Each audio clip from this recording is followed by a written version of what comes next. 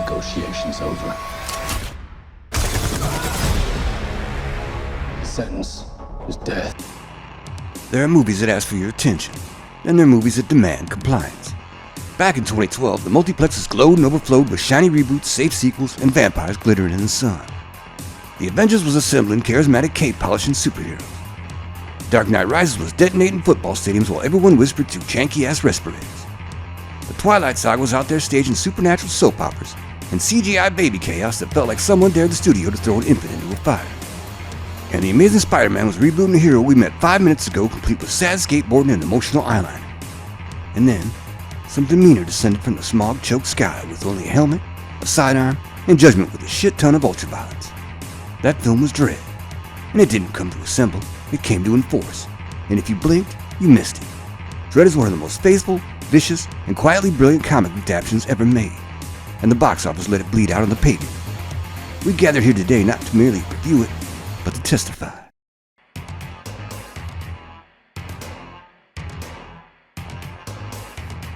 This is scripture lifted from the pages of 2000 AD and inked directly onto the screen.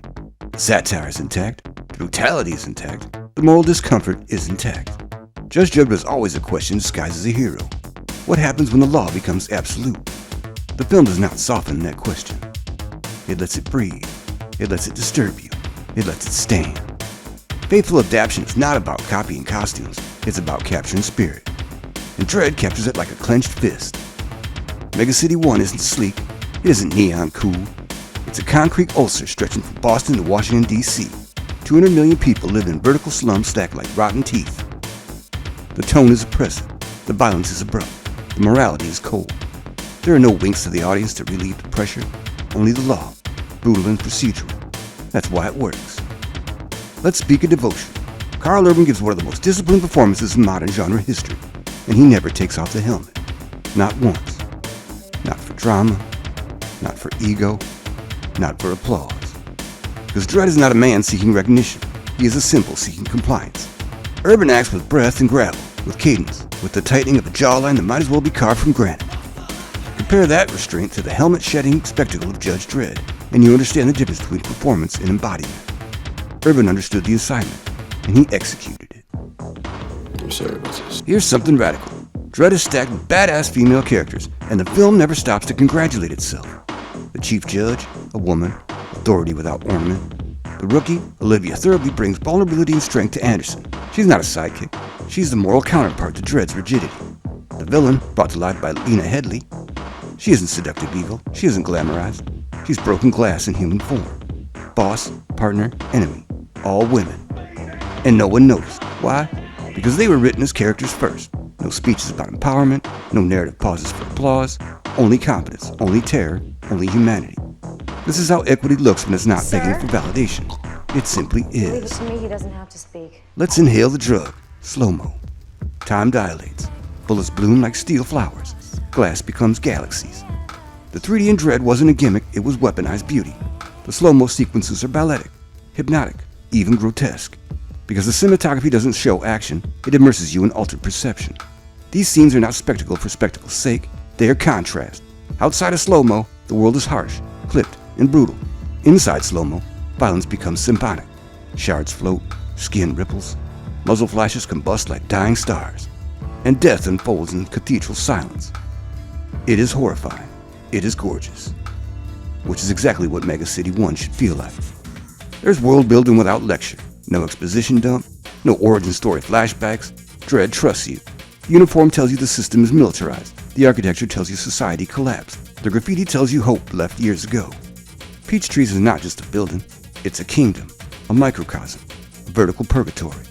You feel the scale because the camera respects geography. You feel the stakes because the film respects consequence. This is action cinematography that understands space. Gunfights are not noise, they are decisions. Each trigger pull is judgment rendered. In case you're not in the know, here's what goes down in Dredd. America didn't collapse. It's set in concrete. What's left is Mega City 1, a coastline-wide pressure cooker where 200 million people live stacked in vertical slums and crime isn't rising, it's thriving. The only thing holding the line is the judges. Judge, jury, executioner. and the most unbothered man in body armor is Dredd. On what should be a routine shift, Dredd is assigned a rookie, Cassandra Anderson. She's psychic. She failed her final exam. He expects her to wash out before lunch. They answer a call at Peachtree's, a 200-story mega block run by Mama, drug lord and full-time problem. She sells slow-mo, a narcotic that makes time crawl in your brain. Dredd and Anderson pass judgment on some of her crew. Mama responds reasonably by looking down the entire building and putting a bounty on their heads. 2 judges, 200 floors, thousands of armed criminals who think today is their big career opportunity. What follows is a vertical siege, floor by floor, hallway by hallway. Dredd advances like an irritated force of nature. No speeches, no rebuttals, only verdicts delivered between executions. Anderson proves she belongs, reading minds, exposing dirty judges, and reminding everyone that empathy can still pull a trigger. At the top waits Mama. Final confrontation isn't theatrical, it's administrative. Sentence delivered. And when Mama falls in a haze of slow-mo, time stretches into stained glass bounce before gravity finishes the paperwork. The Peachtree's doors reopen, the city keeps decaying, Dredd files his report, and the law clocks in tomorrow. Here's the bitter part. Despite his discipline, despite his fidelity, despite his innovation, Dredd failed at the box office. Marketing reduced it to generic action aesthetics instead of highlighting the brutal accuracy of the comics. The shadow of 1995's Judge Dredd lingered like a bad taste. Audience assumed this was more of the same. It wasn't, but reputations stick. It released during a stretch where remakes and reboots were flooding theaters and mostly in 3D. Audience were tired, skeptical, and burnt. Dredd wasn't bad timing, it was collateral damage. But high quality has a pulse. It cannot be buried forever. It waits.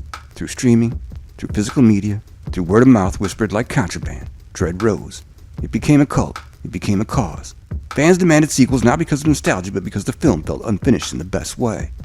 Like a chapter in a larger chronicle. Because once you see Dredd, you realize something. This is what adaptation should look like. Fearless, focused, and faithful.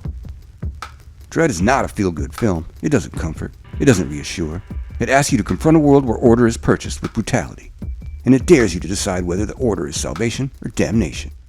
In a world drowning in safe franchises and algorithm-approved hero, Dredd stands alone. Helmet on, jaw set, law intact. No speeches, no apologies, no sequel. And maybe that's why it endures. Because sometimes the most powerful stories aren't the ones that ask to be loved. They are the ones that command respect. Hey man, if you down, like and subscribe. Catch you on the flip side, flapjacks.